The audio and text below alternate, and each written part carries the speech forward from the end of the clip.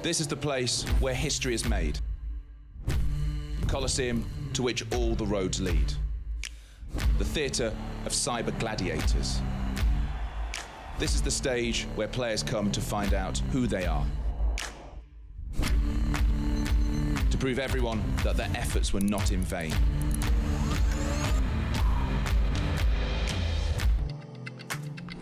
To capture the world's attention and build a legacy.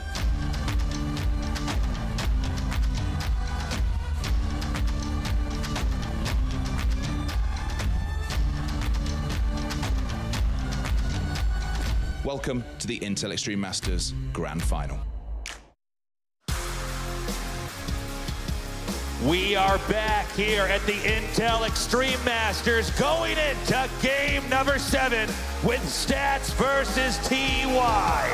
It has been the closest, most evenly matched series, perhaps in the history of StarCraft II. These two are meant to play against each other, Tasteless. We have never seen such a range in a TVP. Proxies, rushes, all-out macro games. And by the way, in TVP, it's insanely difficult to actually get that far along and have that much of the map occupied, and the stuff they're doing is incredible.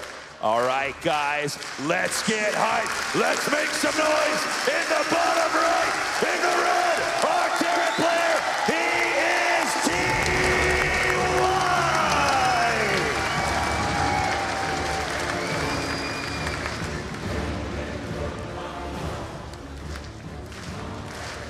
And his opponent here in the upper right, in the blue, our Protoss player, make some noise for Stats!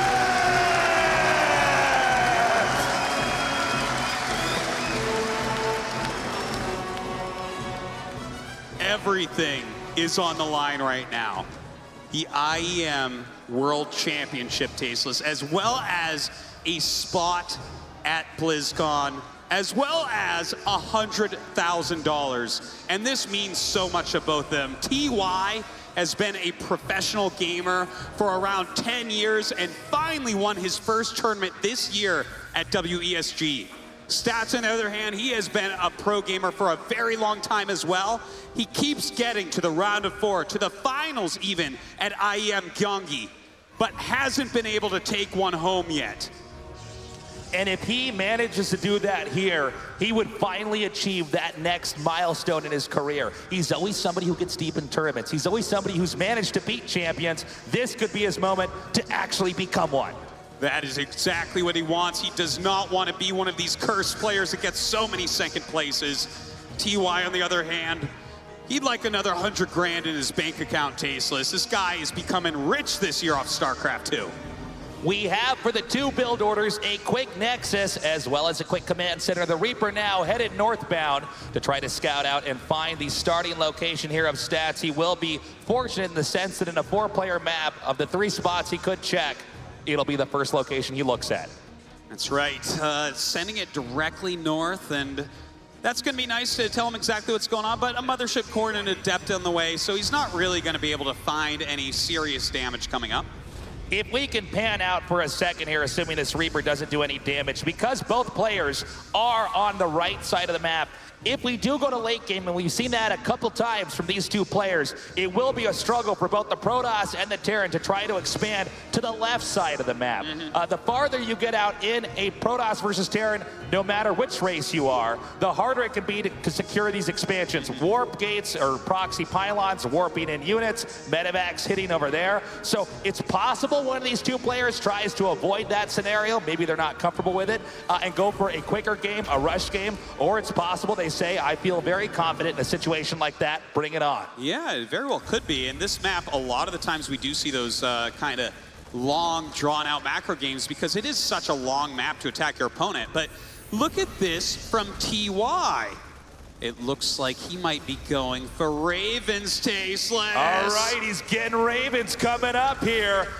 This has been used a good amount, especially in the late 2016 and now early 2017 StarCraft II meta. You can use that Raven to get over here, chuck down an auto turret, take out some workers, as well as using it as a detector. We've already seen that Stats has favored some of these robo builds, initially getting out observers there to check for medevacs. Now, if he gets the Raven out, pokes on the map, he doesn't have to scan to kill that observer. He can instead land more mules, possibly getting a bigger economy, and maybe even pushing in the late mid-game. This is one of the most frustrating things that can happen to you as a Protoss player, and he has his Marines waiting because he knows exactly where the observer will come. Look at this, but Stats, he accepts that something like this could occur. He's actually changing. Look at that. The mind games already. He's outmaneuvered it, and he's gone around. He's gotten inside the base. He's going to get the scout off. This is the level of these players that Stats dodged what he knew TY was capable of. This is madness in game number 7.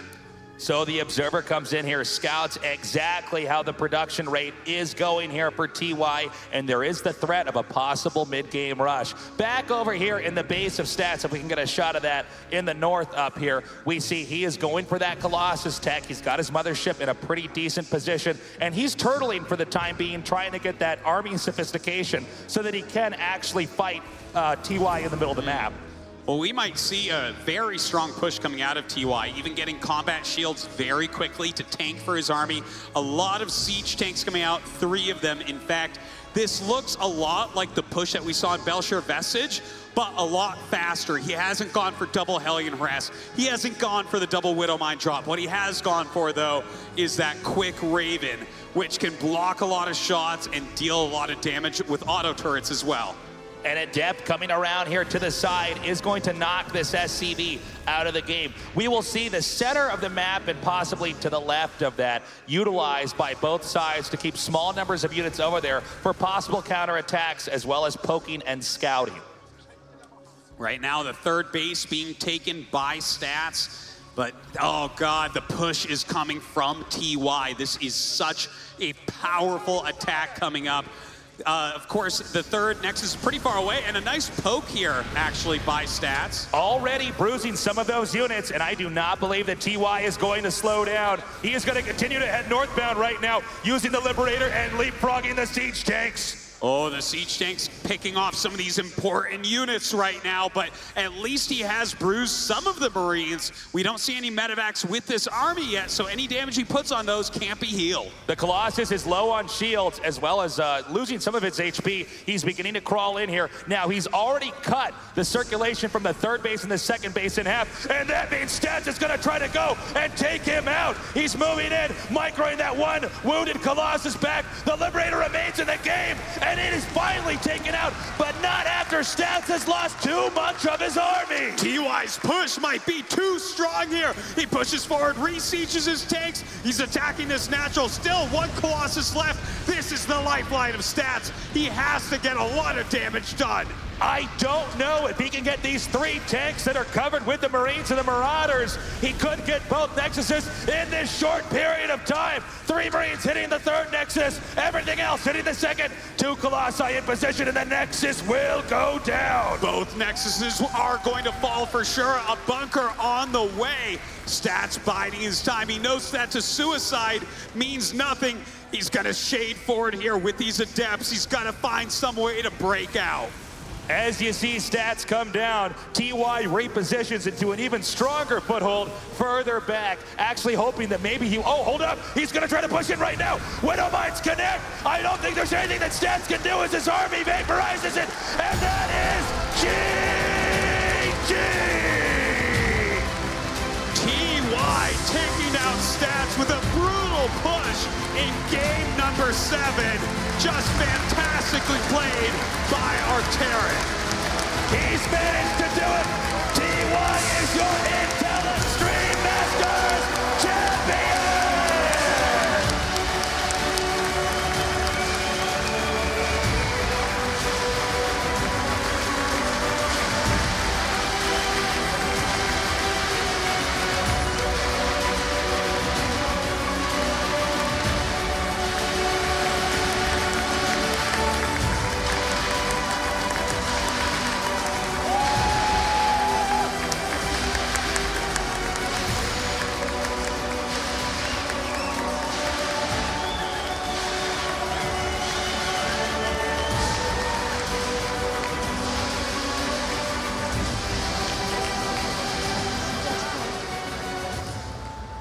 TY, after over 10 years of playing StarCraft, you first became a champion in January. And now today, nearly 2 months later, you have become a StarCraft II champion once again here in Katowice. What are you feeling right now? 일단 10년 넘게 스타2 선수 생활을 하면서 1월 달에 이제 드디어 우승자가 됐는데 6개월 거의 이제 지났는데 또 우승자가 되셨어요. 지금 기분이 어떠세요? 사실 요즘 이렇게 게임이 잘 풀린다는 생각이 들 정도로 게임이 너무 잘 돼서 너무 행복하고 10년 동안 게이머 생활을 했는데 이번 연도가 가장 최고의 한 해인 것 같아요. He says, lately I'm just so satisfied with my gameplay. I just feel like everything is working out just the way I wanted it to. So it feels so good to be put out games like this. And I've been a pro gamer for over 10 years now, and I feel that 2017 will be my year.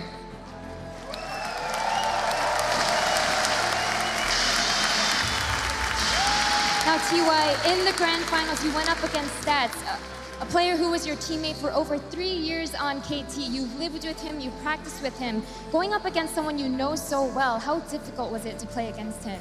이제 결승전에서 김대엽 선수와 만났는데 김대엽 선수와 3년 넘게 같이 팀 생활도 하고 같이도 살았는데 그만큼 얼마나 더 어려웠나요? 김대엽 선수가 3년 동안 같이 지내면서 너무 잘하고 훌륭한 선수인 걸 알아가지고 굉장히 힘들다는 생각을 했고 충분히 풀세트 갈 거라고 예상했어요. So after living with Stats for over 3 years, I've known what a great player he is and how skilled he is at this game. Facing him in the grand finals, I already knew that it was going to go all the way, that it would be a full set as he is such an amazing player. Now, TY, last question for you. You've shown us such amazing games throughout this entire tournament here at the Intel Extreme Masters Katowice. What do you have to say to all your fans around the world? 정태현 선수 일단 경기력을 너무 대단한 경기들 많이 보여주는데 팬들한테만 한마디 해주세요. 일단 경기력이 좋아서 굉장히 만족스럽긴 한데 이런 식으로 이런 좋은 경기력은 항상 팬들이 원동력이 돼서 많은 응원을 받아서 원동력이 되는 것 같고 앞으로도 많이 응원해 주셨으면 좋겠습니다. 감사합니다. He says, first of all, I'm so happy that I was able to show you guys such great games, but I think I'm able to do so because you guys continue to cheer for me, and that means so much to me. In the future, I'm going to continue to work hard and continue to show you guys the great games that you deserve, so thank you so much. And with that, once again, your Intel Extreme Masters champion is TY!